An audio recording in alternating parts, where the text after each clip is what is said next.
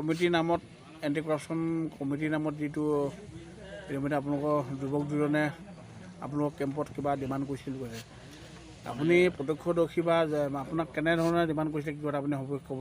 আজি দুপৰীয়া প্ৰায় 1:30 বজাত 1:30 বজাত 3জন অচিনাকি লোক আহে আৰু নিজকে এণ্টি কৰাপশ্যনৰ লোক বুলি চিনাকি দিয়ে, ধন দাবী কৰে আৰু আমাক ধমকি দিয়ে।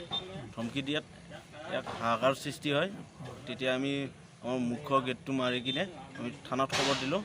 থানাত খবৰ দিয়াত ধেমাজি সদৰ থানাৰ OC ছাৰ লগতে বৰদলনি আউটপোষ্টৰ SI ছাৰ আহি তেওঁলোকক কৰায়ত্ব কৰি লৈ যায়। আচ্ছা, এনেই কিমান টকা ডিমাণ্ড কৰিছিলে? তেওঁলোকে 50খন চাইকেলৰ ধন দাবী কৰিছিল, মূল্যটো বিচাৰিছিল। কিমান বিচাৰিছে? 50খন চাইকেলৰ। 50খন চাইকেল? হয়। প্ৰায় যদি আমি এখন চাইকেলত 4-5 হাজাৰকৈ ধৰোঁ, তথাপি 2 লাখ টকাৰ ওপৰত আছে। তাৰমানে ভুৱা, আমি আপোনালোকে আপোনাৰ মতে ভুৱা ন? আমি ভুৱা বুলি গম পালোঁ তেওঁলোকৰ কথা বতৰাত।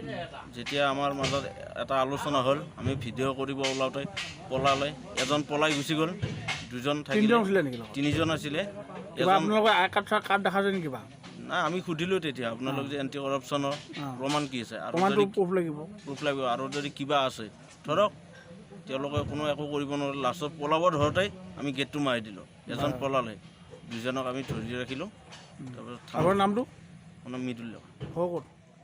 ঘৰ বাহিৰতে চাই।